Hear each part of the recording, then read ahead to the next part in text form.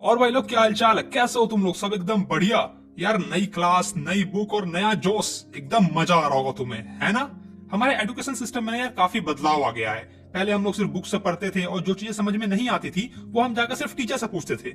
लेकिन आजकल अगर हमें कोई चीज समझ में नहीं आती है तो हम लोग इंटरनेट की हेल्प लेते हैं, यूट्यूब वीडियोस की हेल्प लेते हैं और उससे सीख लेते हैं। लेकिन क्या तुमने कभी सोचा है कि आज से 100 साल बाद कैसा हमारा एजुकेशन सिस्टम होगा? जब हमारे बच्चे के बच्चे पढ़ रहे होंगे, क्या वो भी आज के जैसे ही पढ़ेंगे? नहीं यार, मुझे लगता है ना उस समय तक काफी चीजें बदल जाएगी। उस समय तक यार रोबोटिक टीचर आ जाएंगे, एआई आ जाएगी, फुल्ली डिजिटल हो जाएंगे हम लोग। उन लोगों को स्कूल जाने की जरूरत भी नहीं होगी। जैसा कि यार कुछ समय पहले हमारा कोविड में हाल हुआ था कि हमें स्कूल नहीं जाना पड़ता था, घर बैठे पढ़ना पड़ता था। मस्त यार, उनकी जिंदगी तो एकदम सेट है। तो आज ऐसी ये कहानी पढ़ने वाले हैं और देखने वाले हैं कि आज से 100 साल बाद, 150 साल बाद कैसा हमारा एजुकेशन सिस्टम रहेगा। तो चलो यार, कहानी को शुरू करते हैं। आज के चैप्टर का नाम है द फन दे हैड। इसमें एक 11 साल की लड़की होती है जिसका नाम होता है मार्गी, और एक 13 साल का लड़का होता है जिसका नाम होता है टॉमी। मार्गी को डायरी लिखने की आदत थी, तो दिन भर में जो भी उसके साथ होता था वो रात में आराम से बैठकर डायरी में लिख लेती थी। तो 17 मई 2157 की रात थी और उस दिन वो अपने डायरी में लिखती है कि today Tommy found a real book, यानी कि आज टॉमी को एक असली बुक मिला है। असली बुक? अरे हाँ भाई, यही अपना पेपर प्रिंटेड बुक। क्योंकि उस समय तक ना हमारा जो ये पेपर प्रिंटेड बुक है ये सब नहीं चल रहा होता है। इसीलिए मार्गी अपनी डायरी में लिखती है कि आज टॉमी को एक रियल बुक मिला है। वो बुक काफी पुरानी थी और मार्गी के दादाजी जो थे ना वो कहा करते थे कि जब वो छोटे थे तो उनके दादाजी उनको सुनाते थे, उनको बताते थे कि जब हमारे जमाना हुआ करता था तो हमारे जमाने में तो सारी कहानियां जो है वो पेपर पे ही लिखी हुई आती थी। मतलब मार्गी के दादाजी जो थे ना वो बताते थे कि हमारे जमाने में तो पेपर पे ही सारी कहानियां होती थी। लेकिन देखिए आजकल के बच्चे को टीवी में ही लगे रहते हैं। मतलब ऐसा डायलॉग उनका होगा। वो लोग बुक के पेज को पलटते हैं, बुक की पेज जो थी यार वो पूरी येलोइश हो चुकी थी और उसमें रिंकल्स वगैरह आ गए थे, एकदम लाइन लाइन से रिंकल्स आ गए थे। एकदम अजीब सा लग रहा था क्योंकि वो बहुत ज्यादा पुराना बुक था ना यार, इसीलिए। और एक चीज उन लोगों को बहुत ज्यादा हैरान कर रही थी कि जो वर्ड्स थे उस बुक में लिखे हुए वो मूव नहीं कर रहे थे। क्योंकि यार वो लोग भविष्य में है, तो भविष्य में क्या होता है, वो लोग कंप्यूटर वगैरह पर, लैपटॉप्स वगैरह पर पढ़ रहे होते हैं, तो उसमें क्या होता है, वर्ड्स जो है ना वो मूव करती है। मतलब एक लाइन आया, उसको जैसे ही तुमने पढ़ा तो वो चला जाएगा और फिर दूसरा लाइन आएगा। लेकिन हमारे पेपर प्रिंटेड, हमारे फिजिकल बुक में क्या होता है, एक बार में जो लाइन छप गई वो छप गई, वो तो यार मिटेगी नहीं। और ये चीज देखकर ना वो बहुत ज्यादा हैरान थे। क्योंकि यार वो लोग जैसे ही एक पेज पढ़ते हैं और दूसरा पेज पढ़ने की कोशिश करते हैं, लेकिन वापस से वो जो पिछले वाले पेज पे आते हैं तो देखते हैं कि वो एज इट इज लिखी हुई है।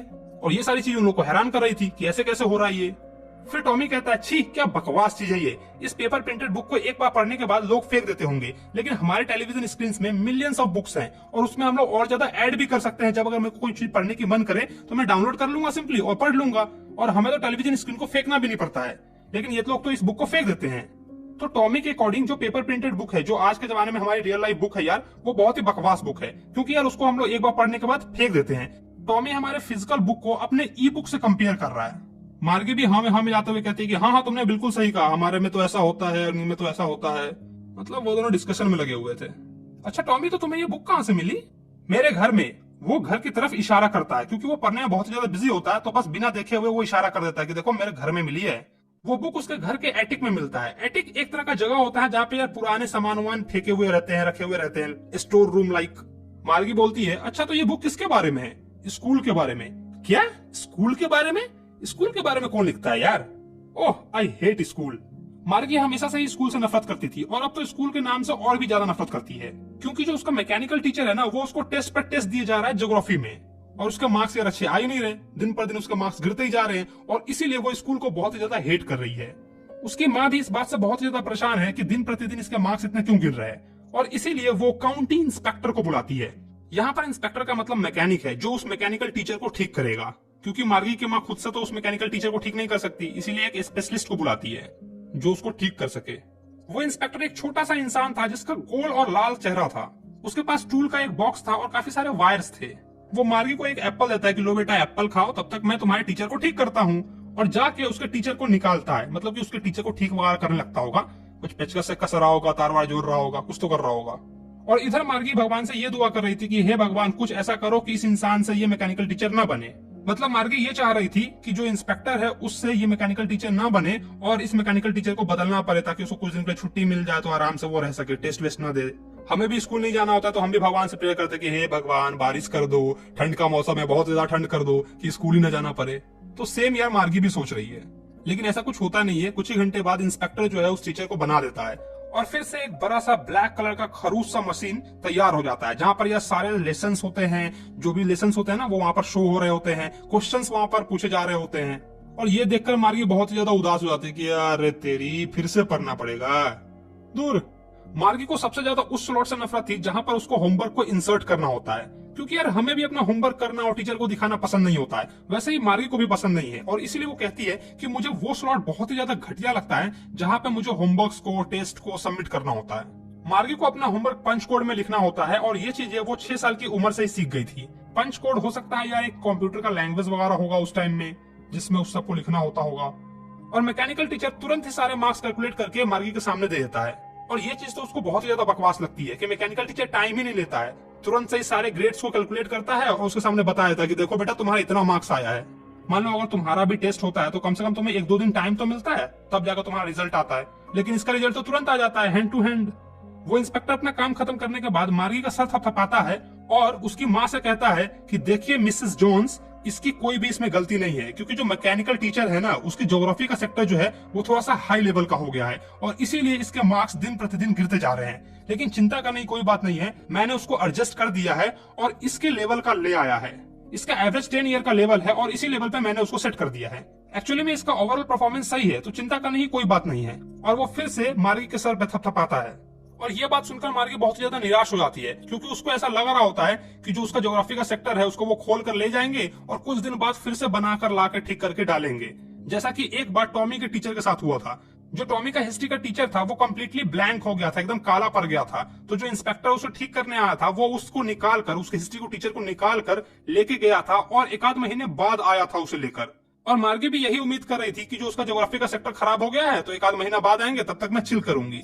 लेकिन ऐसा कुछ हुआ नहीं, तो मार्गी बहुत ज्यादा डिसअपॉइंटेड हो गई और इसीलिए वो टॉमी से कहती है कि स्कूल के बारे में कौन लिखता है यार।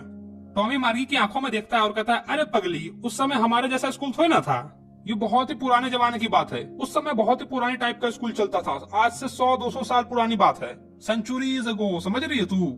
मार्गी हर्ट हो जाती है और कहती है, हाँ ठीक है, मुझे नहीं पता है कि उस टाइम में कौन सा स्कूल चलता था, कैसा स्कूल चलता था, उस समय की बात मुझे क्या पता। और वो उस बुक में झांक कर पढ़ने की कोशिश करती है जो टॉमी पढ़ रहा होता है। टॉमी के कंधे के पास जाती है और उसको झांक कर पढ़ने की कोशिश करती है कि क्या लिखा हुआ है। ए टॉमी, अरे पता ना कथी लिखा रही, मतलब वो पढ़ने की कोशिश कर रही थी।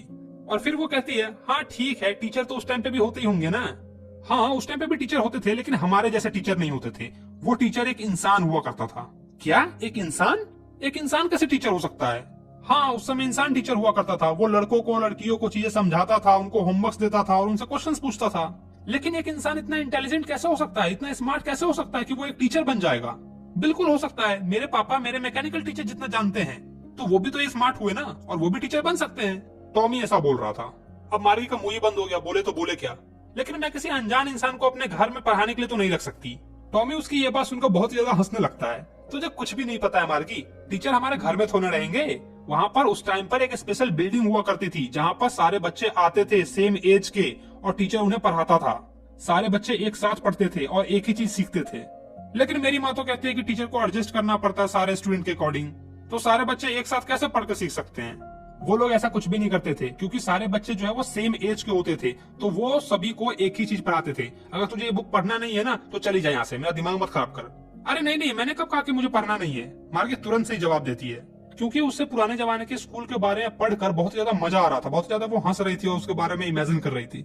उन्होंने उस बुक को आधा भी खत्म नहीं किया होता, तभी मार्गी की माँ मार्गी को बुलाती है, मार्गी चलो स्कूल का टाइम हो गया।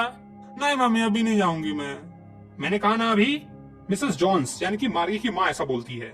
और हो सकता है कि टॉमी के क्लास का टाइम भी हो गया हो, तो मार्गी टॉमी से कहती है कि क्या हम लोग थोड़ा सा और इस बुक को पढ़ सकते हैं स्कूल के बाद साथ साथ।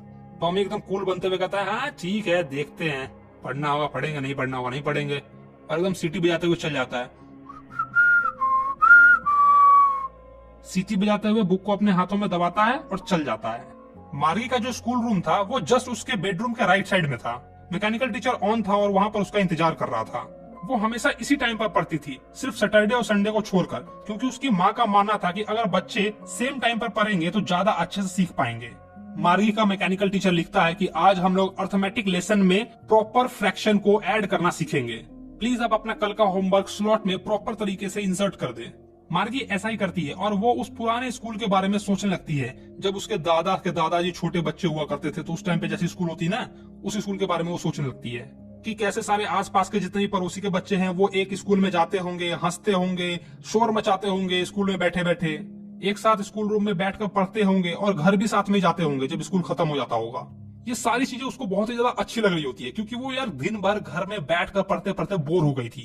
और मुझे पूरा यकीन है कि तुम लोग भी कोविड के टाइम में काफी ज्यादा बोर हो गए होगे घर पर अकेले अकेले पढ़कर। तुम्हें भी यार स्कूल की यादें आ रही होगी कि कैसे यार स्कूल में मस्ती करते थे, मजाक करते थे और फिर भी पढ़ते थे। तो वही फीलिंग, वही सेम चीज यार मार्गी भी मिस कर रही है। आगे वो सोचती है कि कैसे वो लोग साथ में पढ़ते होंगे एक ही चीज को, और अगर किसी को हेल्प चाहिए होती होगी होमवर्क वगैरह में तो दूसरा उसको हेल्प कर देता होगा या फिर उसके बारे में डिस्कशन करता होगा और उसको समझा देता होगा। और उनके टीचर इंसान होते होंगे तो कितना अच्छा होता होगा। ये सारी चीजें ना वो इमेजिन कर रही थी। और इधर उसका मैकेनिकल टीचर स्क्रीन पर फ्लैश हो रहा होता है और लिख रहा होता है कि when we add fraction 1/2 and 1/4 so on. मतलब इधर उसका मैकेनिकल टीचर उसको पढ़ा रहा है लेकिन ये तो यार ख्यालों की दुनिया में खोई हुई है। मार्गी ये सोच रही थी कि उस जमाने में बच्चे कितना खुश हुआ करते होंगे।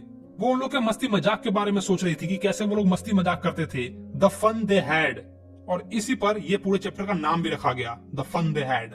तो बस यार कहानी इतनी सी थी। वीडियो अच्छा लगा तो वीडियो को लाइक करो, अपने दोस्तों के साथ शेयर करो और यार मुझे कमेंट में ये बात जरूर बताना कि कोविड के टाइम में तुम अपने स्कूल को मिस कर रहे थे या नहीं कर रहे थे, और तुम्हें क्या लगता है कि फ्यूचर में क्या क्या आ सकता है। इंस्टाग्राम पे अभी तक तुमने मुझे फॉलो नहीं किया तो जाओ यार इंस्टाग्राम पे मुझे फॉलो करो। मैं सारे सोशल मीडिया पे हूँ ऋषिकेश ऋषभ के नाम से, ठीक है। और हाँ यार, अगर तुमने अपने भाई के चैनल को अब तक सब्सक्राइब नहीं किया तो क्या कर रहे हो यार, चैनल को सब्सक्राइब मारो, फ्री का है, कर लो। चलो तो मैं मिलता हूं तुम्हें नेक्स्ट वीडियो में। Bye bye.